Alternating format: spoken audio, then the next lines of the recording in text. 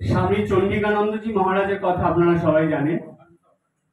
মহারাজ গানের লেখার জন্য এবং গানের সুর দেওয়ার জন্য বিখ্যাত। চন্ডিকানন্দজি মহারাজের গান না করলে যেন ঠাকুরমা স্বামীজির অনুষ্ঠান সম্পন্ন হয় না। তাই সেই মহারাজের একটি বিখ্যাত গান, যেটা কালীমায়ের উপরে লিখেছিলেন, সেই গানের একটা কথা চেঞ্জ করে, একটা শব্দ পরিবর্তন করে আমরা মায়ের দিকে নিয়ে আসবো, সারদা মায়ের দিকে। কেননা কালী মা তো স্বয়ং কালী, সুতরাং সেই কথার মধ্যে যাচ্ছি।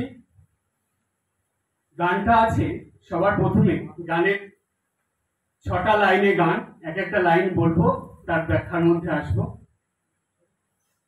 প্রথম লাইনে বলছে, মা আমাদের এসেছে আজ, ভয় করি কারে। মা আমাদের এসেছে আজ। আজ মানে এখানে আজকের দিনে নয়, এই যুগে, কলি যুগে আমাদের মা এসেছেন। বলছেন আর মোরা ভয় করি কারে। একটা বাচ্চা শিশুর কাছে, সন্তানের কাছে যদি মা থাকে, সে দেখবেন সেই বাচ্চাটা, তার মধ্যে কোনো ভয় নেই। সে মার কাছে সব থেকে বেশি নির্ভয়ে আনন্দে থাকে, নিশ্চিন্তে থাকে। মা ছাড়া আর কাউকে দরকার নেই তার। মা আছে মানে সব আছে। সুতরাং মা হলো অভয়দায়িনী। মায়ের শরণ নিলে, মায়ের কাছে থাকলে আমরা সবসময় ভয় শূন্য হয়ে থাকি। কি ভয়? মনোবিদ্যায় বলে, সাইকোলজিতে বলে যে মানুষ জন্মের পর থেকে ধীরে ধীরে যত বড় হয়, তত মানুষের মধ্যে অজান্তে কিছু ভয় চলে আসে। এই ভয়গুলো কিসের ভয় জানেন? এগুলো আমাদের নিজেদেরই সৃষ্টি। আমরা নিজেরাই ভয়গুলো তৈরি করি। কেন? আমরা যতদিন পর্যন্ত মায়ের সঙ্গে থাকি, গর্ভধারিণী মায়ের কাছে, ততদিন আমাদের ভয় নেই। যেই মায়ের কাছ থেকে আমরা একটু একটু করে দূরে সরে যাই, আমরা বহির্জগতের সঙ্গে মিশতে থাকি, আমরা জানতে অজান্তে, অজ্ঞানে সজ্ঞানে অনেক রকম কাজ করি, যেই কাজগুলো আমাদের মনে ভয় আনে। আর একটা ভয় কি আনে? যখন থেকে আমরা বিষয়ের প্রতি আকৃষ্ট হই, বিষয়কে, এই অনিত্য অসুখকর বিষয়কে নিজের বলে মনে করতে থাকি, তখন থেকে আমাদের মনে ভয় শুরু হয়। এই 2 রকম ভয়। 3 রকম ভয় হলো, এই পৃথিবীর সবকিছু ছেড়ে আমাদের চলে যেতে হবে, এই আর একটা ভয়। এখানে একটা গল্পে আসি, মানে মহাভারতের কথা। আপনারা জানেন যে যখন অজ্ঞাতবাসে ছিল পঞ্চপাণ্ডব দ্রৌপদীকে নিয়ে, সেই সময় বনের মধ্যে একবার খুব জল তেষ্টা পেল। তারা জল আনতে যে সরোবরে গিয়েছিল, সেখানে যক্ষ ছিল ধর্মরাজ। তিনি যখনই পঞ্চপাণ্ডবের মধ্যে অর্জুন গেল, ভীম গেল, সবাইকেই বলছে আমার প্রশ্নের উত্তর না দিয়ে জল নিতে পারবে না। তো তারা তোয়াক্কা করলো না, মানলো না। যেই জল নিল, জল নিয়ে মুখে দেওয়ার সঙ্গে সঙ্গে তারা ওইখানে পড়ে মরে গেল। সবার শেষে যুধিষ্ঠির আসলেন। এসে তিনি জল নিতে যাচ্ছেন ভাইদের বাঁচাবেন বলে। তো যক্ষ বলল যে না, আমার প্রশ্নের উত্তর না দিলে তুমি জল নিতে পারবে না। যক্ষ আসলো, যুধিষ্ঠির রাজি, হ্যাঁ যে প্রশ্ন করবে উত্তর দেবে। প্রশ্নগুলো উত্তর দিচ্ছে। সেই যতগুলো প্রশ্ন করেছিল, তার মধ্যে একটা প্রশ্ন ছিল যে এই জগতে সব থেকে আশ্চর্যের বিষয় কি? সেই উত্তরটা নিশ্চয়ই আপনাদের মনে আছে। চোখের সামনে আমরা দেখি মানুষ এই পৃথিবী ছেড়ে চলে যায়, মরে যায়।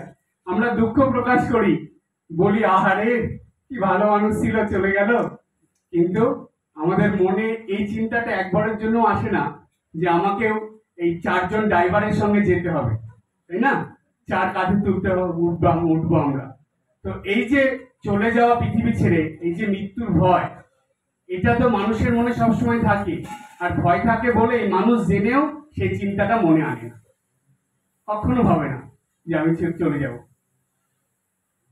তো 3 রকম ভয় নিয়ে মানুষ চলে। সবার প্রথম ভয় কি?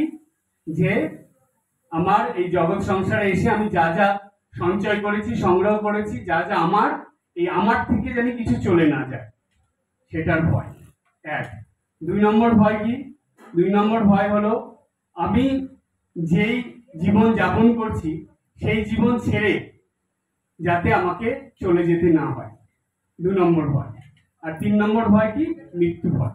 মানে ওই আমি মরে যাব, এই ভয়টা তাদের আছে বলে তারা সেটা চিন্তা করে না। কিন্তু জন্মের পর থেকে এই 3টে ভয় আমাদের সঙ্গে সবসময় থাকে, থাকে বলেই আমরা এই ভয়কে কোনো রকম ভাবে জাগতিক কিছু দিয়ে ভুলে থাকতে চাই। কিন্তু আমাদের শাস্ত্রে বলছে, এই গানেও মহারাজ লিখলেন যে যদি মাকে ধরা যায়, মায়ের স্মরণে থাকা যায়, মাতৃ চিন্তায় বা মাতৃ চিন্তনে জীবনযাপন করা যায়, তাহলে এই 3টে ভয়ের মধ্যে কোনো ভয় থাকে না। মানুষ ভয় মুক্ত হয়। কেন? মায়ের আর এক নাম হলো অভয় দায়িনী। এই যে আমরা শাস্ত্রে পাই, গানের মধ্যে পাই, এই কথাগুলো একটা মিথ্যে নয়। এগুলো মুনি ঋষিরা সাধনার দ্বারা উপলব্ধি করেই নামগুলো দিয়েছিলেন। তাই মা হলেন অভয় দায়িনী। শ্মশানে জাগিছে শ্যামা মা, এই গানটা আপনারা সবাই জানেন। ওইখানে একটা কথা আছে। কি কথা আছে? সেইখানে আছে যে মা ওইখানে শ্মশানে অপেক্ষা করেন আমাদের কোলে তুলে নেবেন বলে। তো আমাদের ভয়টা কিসের? আমরা মায়ের কাছ থেকে এই পৃথিবীতে আসছি, আবার মায়ের কাছেই ফিরে যাচ্ছি। আমরা যখনই মাকে ভুলে থাকি, মার কাছ থেকে দূরে সরে থাকি, তখনই ভয়। মার সঙ্গে থাকলে কোনো ভয়। তাই প্রথম লাইনে মহারাজ বললেন, মা আমাদের এসেছে আজ, আর মোরা ভয় করি কায়। দ্বিতীয় লাইনে, দুঃখ বিপদ তুচ্ছ করি, চলবো মোরা এই সংসারে। এখানে সংসার কথার মানে দুটো। একটা হলো আপনারা যে সংসার করেন, আর একটা হলো জগৎ সংসার। এই দুটো সংসার, দুটোই সংসার। তো এটা ক্ষুদ্র, এটা বৃহৎ। দুঃখ বিপদ তুচ্ছ করি। সংসার জীবনে এই দুটো কমন। দুঃখ বিপদ অশান্তি মনোমালিন্য ঝগড়াঝাটি ছাড়া সংসার হয় না। আপনাদের ছোট সংসারেও যেটা আছে, বড় সংসারেও থাকে। কর্মক্ষেত্রে গেলে, বিভিন্ন জায়গায় গেলে থাকে। তো এই যে দুঃখ বিপদ গুলো আসে, অশান্তি আসে, এগুলো তুচ্ছ করতে হবে। তুচ্ছ করি কি করে? এগুলোকে তুচ্ছ করা মানে মনের ভিতরে না নেওয়া, মন থেকে সরিয়ে দেওয়া। এর জন্য শক্তি দরকার হয়। মাইন্ড পাওয়ার, মানসিক শক্তি ছাড়া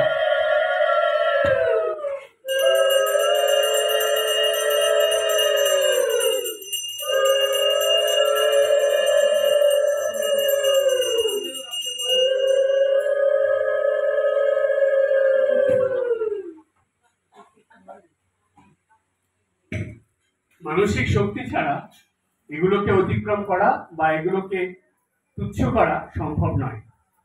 আর এই মানসিক শক্তি কোথা থেকে আসবে?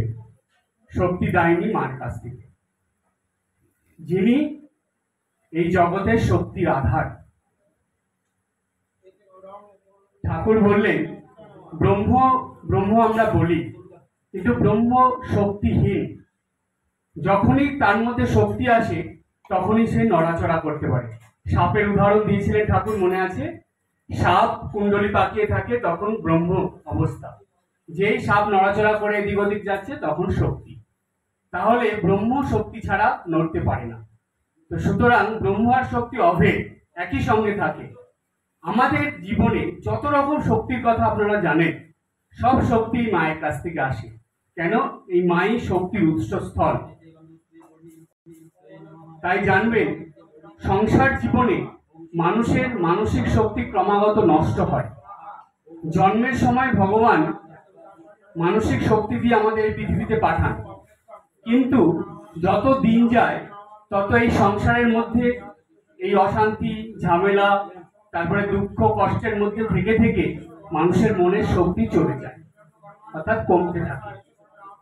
একটা সময় যখন দেখবেন যেই মানুষের মনের শক্তি একদমই কমে যায়, তখন সে ডিসব্যালেন্স হয়ে যায়, সে আর নর্মাল থাকতে পারে না। তখনই আমরা তাকে অ্যাবনর্মাল বলি বা পাগল বলি।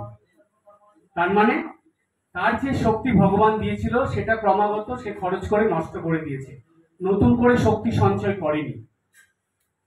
এই শক্তি কোথা থেকে আসে জানেন? নিত্যদিনের গুরুবাক্য পালন করে চলা, সাধন ভজন করা, পূজা পাঠ করা, এই স্তব স্তুতি করা, এগুলো হলো শক্তির উৎস। এর দ্বারা, মাতৃ আরাধনার দ্বারা, এই সাধন ভজনের দ্বারা আমাদের মধ্যে শক্তি আসে। সেই জন্য দেখুন আমাদের হিন্দু শাস্ত্রে বলা আছে সকালবেলা ভোরবেলা সূর্য ওঠার আগে ঘুম থেকে উঠে সাধন ভজন করার কথা। কেন? আগের দিনের মুনি ঋষিরা কি আমাদের মতো ন্যাপনর্মাল ছিলেন? নিশ্চয়ই ছিলেন না। তাহলে কেন এই কথা বলেছে? কারণ এটাই, সকালেই কিছু শক্তি মনের ভিতরে নিতে হবে, যেই শক্তিটা সারাদিন আপনাকে চালিত করবে। দেখবেন যারা অ্যাবনর্মাল হয়ে যায় তারা আধ্যাত্মিক সাধনার মধ্যে থাকে না, সকালবেলার থেকে কোনো সাধনার মধ্যে তারা যায় না।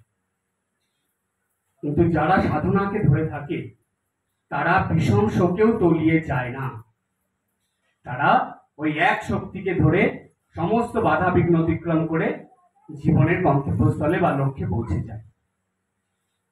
তাই মাকে ধরলে এই শক্তির অভাব হয় না।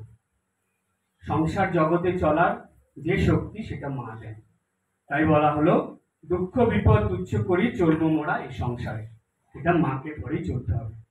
3 নম্বর লাইন, মার পায়ে যে শরণ লয় তার কি আছে মরণ ভয়? মায়ের চরণে যদি আমরা থাকি, মৃত্যুর পর তো সেই মায়ের কাছেই যাব।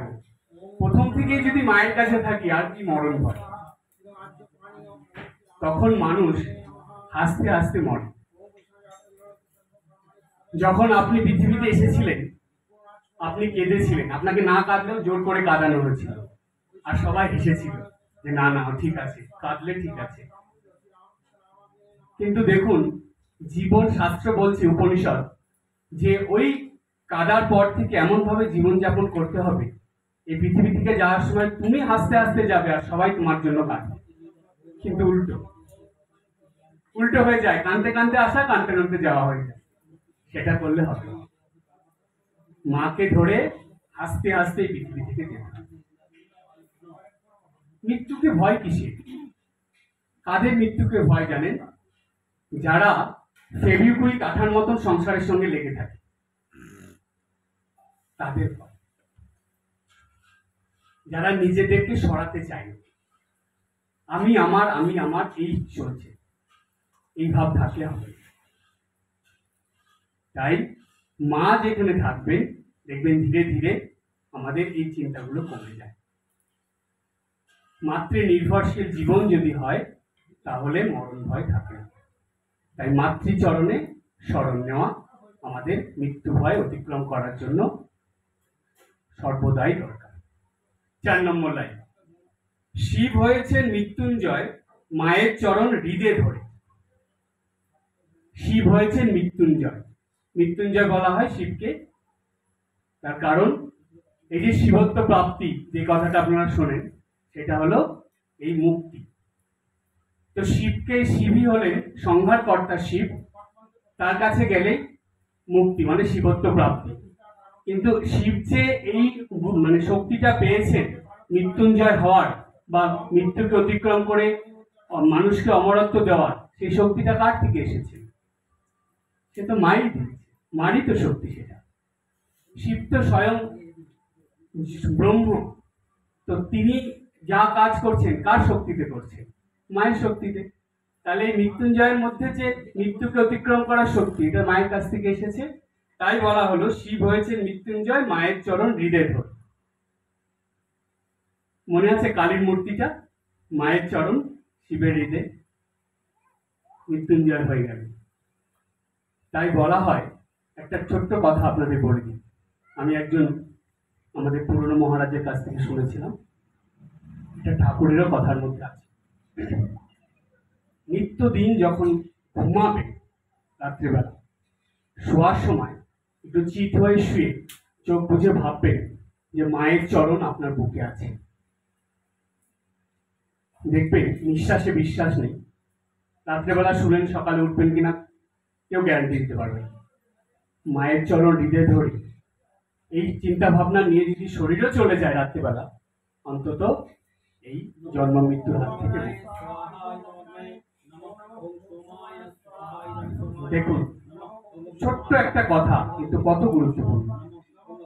এই শিক্ষাই কিন্তু শিব কালীর শিক্ষা। কালীর মূর্তি দেখে এই শিক্ষা নিতে হবে। আমরা যখন শোব তখন মায়ের চরণ হৃদয়ে নিয়ে শোব। তারপরে 5 নম্বর লাইন, সেখানে বলছে, এই মিনতি ওমা তারা হই না যেন দিশেহারা। আমি একটা শব্দ পাল্টাতে বলেছিলাম না, এই শব্দটা, এই মিনতি ওমা তারা, এই তারাটা আমরা পাল্টে দেব, এই মিনতি ওমা সারদা।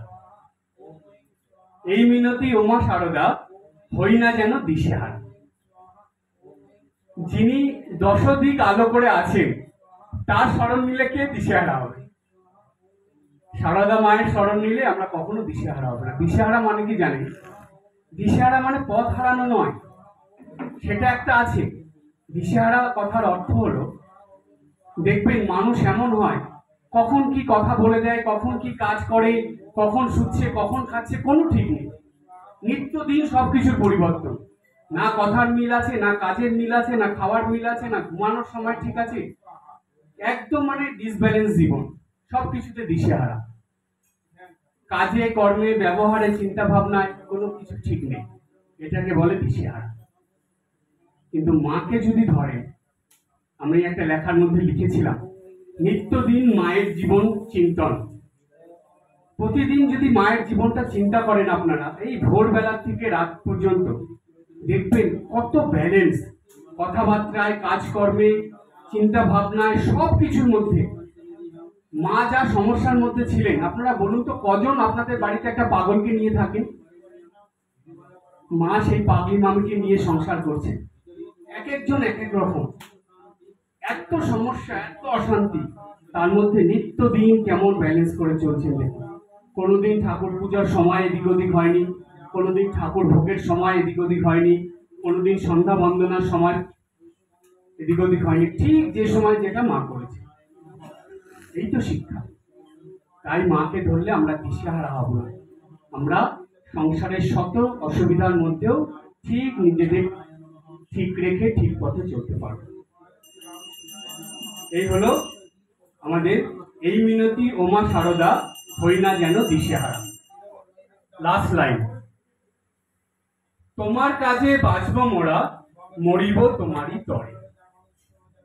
তোমার কাজে বাঁচব মোরা, মায়ের কাজ করেই বেঁচে থাকা। কাজ মানেই তো মা, তার কারণ শক্তি ছাড়া কাজ হয় না, তাই যেখানে শক্তি সেখানে মা। তাই যে কোনো কাজ করতেই তো শক্তি লাগে।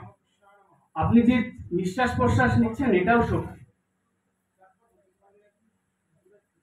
এই যে পঞ্চ ইন্দ্রিয় কাজ করে, শক্তি ছাড়া কোনো ইন্দ্রিয় কাজ করতে পারে না। পঞ্চ ইন্দ্রিয়, মন, বুদ্ধি সব শক্তি দিয়ে কাজ করে।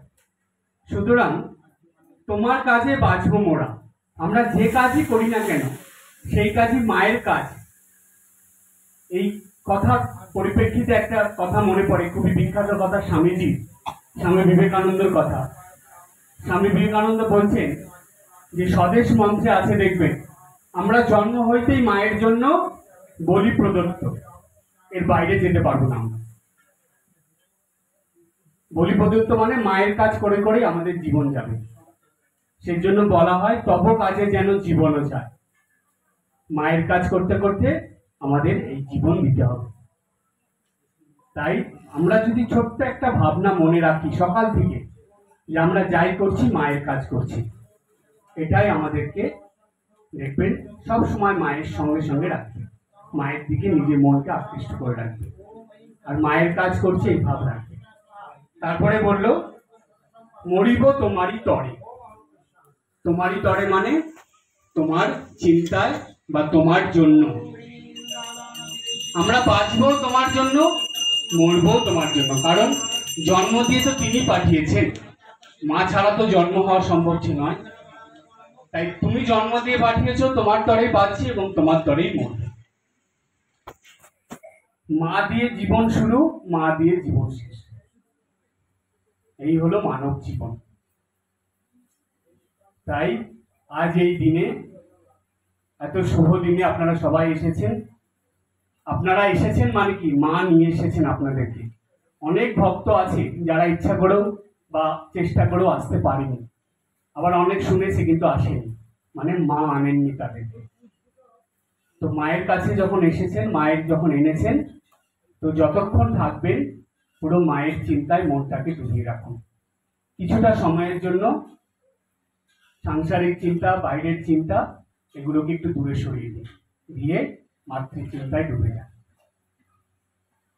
কারণ যেখানে মায়ের নাম সেখানেই আনন্দ ধাম, আনন্দম শুধু আনন্দ। আজকে এই পর্যন্ত, সবাই ভালো থাকবেন, হাসি খুশি আনন্দ থাকবেন। ওম জননীং শারদাম দেবীম রামকৃষ্ণম জগদ্গুরুম পাদ পদ্মে তয়ো শ্রিত্বা প্রণমামি মুহুর্মুহু।